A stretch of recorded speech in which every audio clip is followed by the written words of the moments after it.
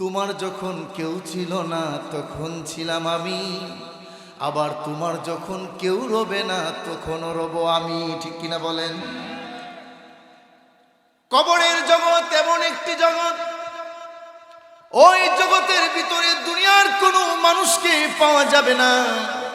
কবরের জগতে আপনার বাবাও যাবে না, মাও যাবে না, বন্ধুও যাবে না, ভাই যাবে না, বোন যাবে না, পৃথিবীর কোনো আপনজন মানুষ কবরের ভিতরে যাবে না। এক নেতার জন্য কর্মী যেমন ভাবে জীবন বিলিয়ে দেন, নেতা ভালো কাজ করলো নাকি খারাপ কাজ করলো সেটা দেখার বিষয় না। আমার নেতা আমাকে ডাক দিয়েছে, নেতার জন্য জীবন বিলিয়ে দেয় আছে নাকি?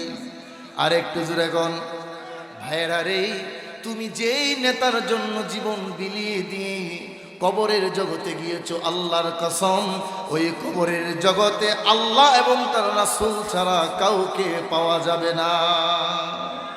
ঠিক কিনা বলেন?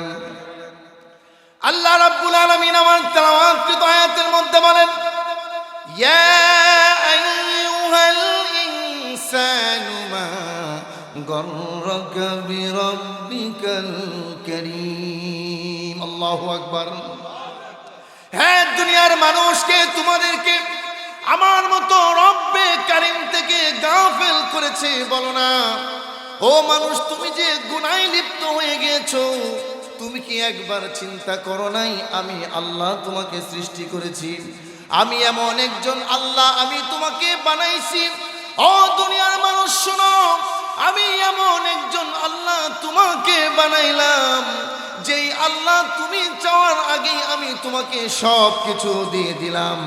তুমি যখন তোমার মার গর্ভে এসেছো, আমি আল্লাহ রব্বুল আলামিন তোমার মার গর্ভের ভিতরে অন্ধকার একটা জগৎ, সুম্মা জাআলনাকুম নুতফাতান ফি করারিন মাকিন।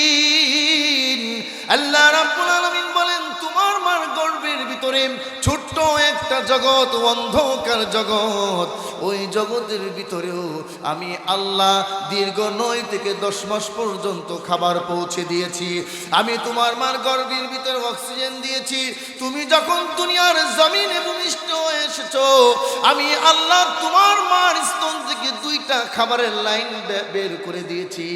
এরপরে আমি আল্লাহ তোমাকে আস্তে আস্তে তোমাকে বড় বানিয়েছি, শিশু থেকে কিশোর বানিয়েছি, এরপরে যুবক বানিয়েছি। লক্ষ লক্ষ নিয়ামত আমি আল্লাহ তোমাকে দান করেছি রে বান্দা। হ্যাঁ বান্দা শোনো, আমি আল্লাহ তোমাকে এতগুলো নিয়ামত দেওয়ার পরে আরে বান্দা তুমি কেমনে দরজা লাগাইয়া কিভাবে ঘরের ভিতরে একা একা গুনার কাজ করো? আরে বান্দা, আমি যদি ইচ্ছে করতাম আমি অক্সিজেন বন্ধ করে দিতে পারতাম, কিন্তু আমি আল্লাহ অক্সিজেন বন্ধ করি নাই।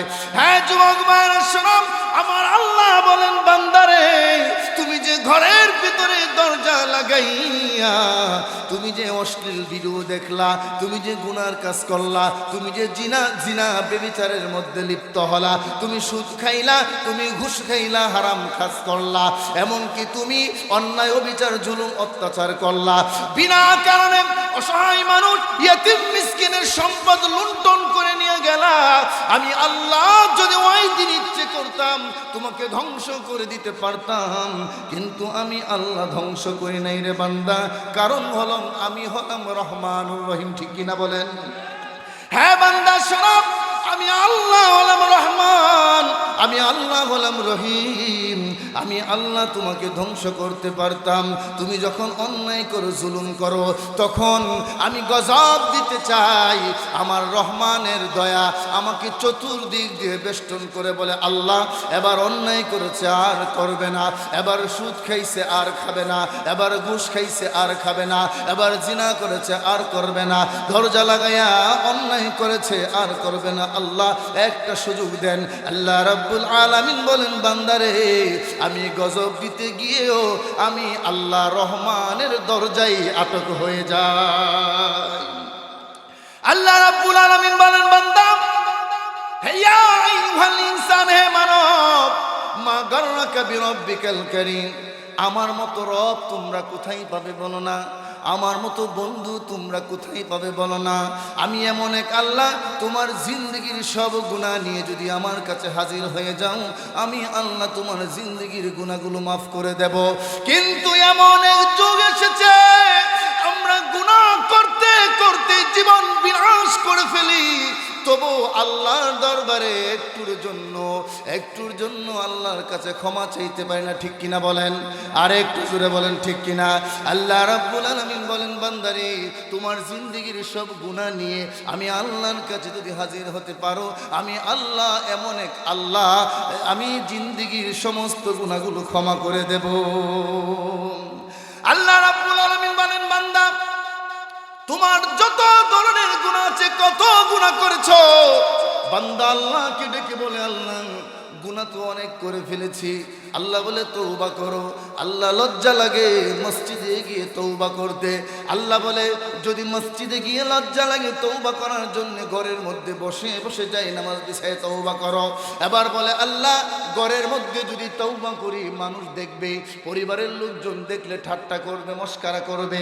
আল্লাহ তখন বলে, বান্দা তোমার যদি ঘরের ভিতরেও লজ্জা লাগে, সবাই যখন ঘুমায়া যাবে, রাতের অন্ধকারে তুমিও যখন ঘুমাতে যাইবা, তখন ওযু করে বিছানার মধ্যে শুয়ে শুয়ে মাথা বালিশের মধ্যে লাগাইয়া 2 ফোঁটা চোখের পানি ছেড়ে দিয়া যদি আমি আল্লাহর কাছে তওবা করতে পারো, আমি আল্লাহ রাব্বুল আলামিন তোমার 2 ফোঁটা চোখের পানি কবুল করে নিয়ে তামাম জিন্দেগির গুনাহগুলো ক্ষমা করে দেব।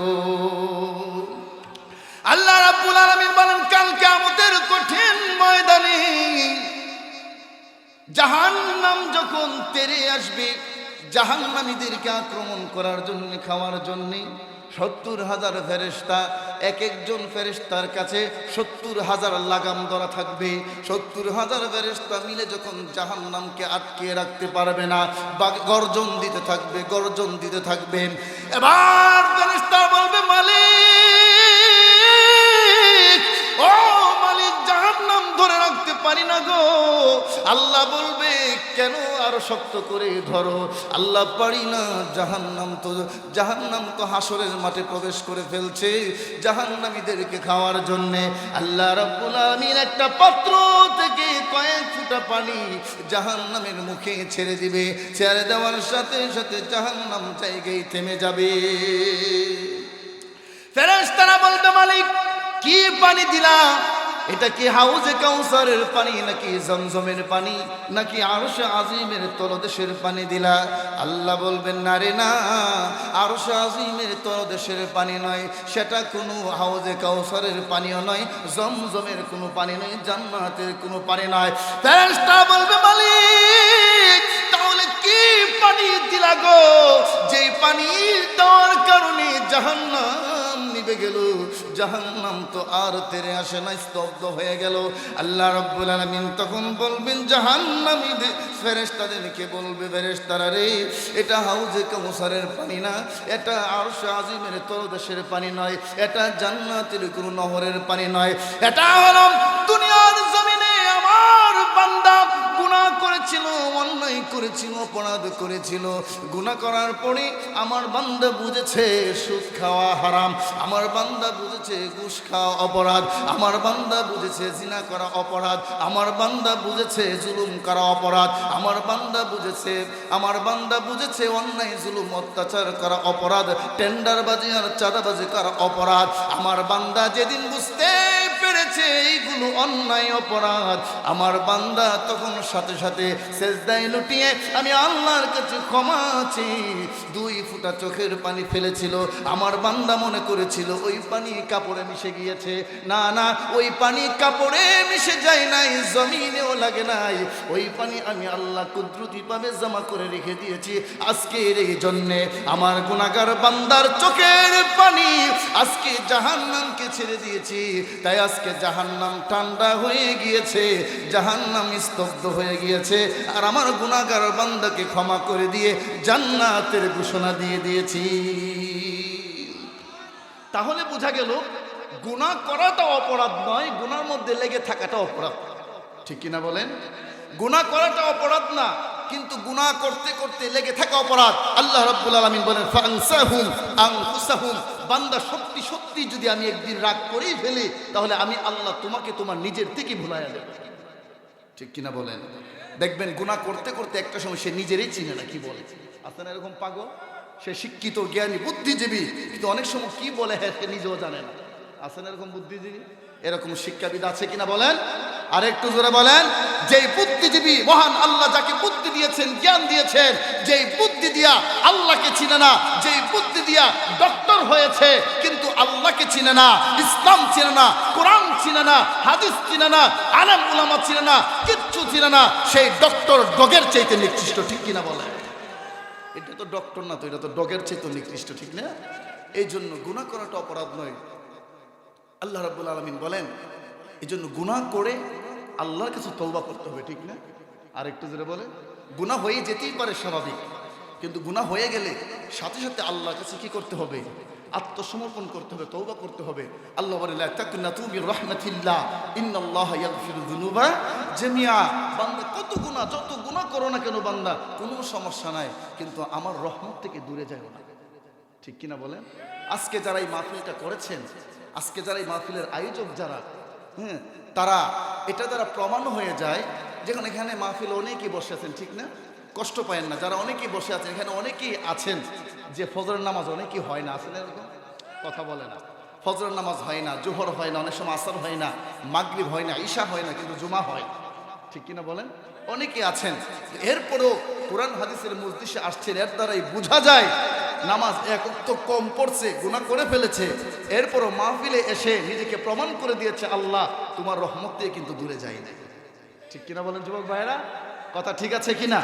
আমার ভাই চলে আসছেন, আমার ভাই তাশরীফ, আমার অনেক জুনিয়র, তবে তারে আমি ছোটবেলাতে অনেক স্নেহ করি, ভালোবাসি, মহব্বত করি ছোট ভাই হিসেবে। সেও আমাকে বড় ভাই হিসেবে শ্রদ্ধা করে। হ্যাঁ, একেবারে আমি তার জন্য কিন্তু আজকে আমার এখানে আসা। আমি সিলেট থেকে গতকালকে আসছি, আবার আগামীকালকে সিলেট যেতে হবে। তাহলে একদিনের জন্য আমি আসতাম না, আমার ভাইয়ের জন্য আসা। আবার আপনাদের এখানে ওয়াদা দেওয়া হয়েছে, সে আসবে, আমিও আসবো, আবার তাকে নিয়ে আমার আসতে হবে। এই জন্য আমার আশাটা আজকে। তো আমার জন্য দোয়া করবেন।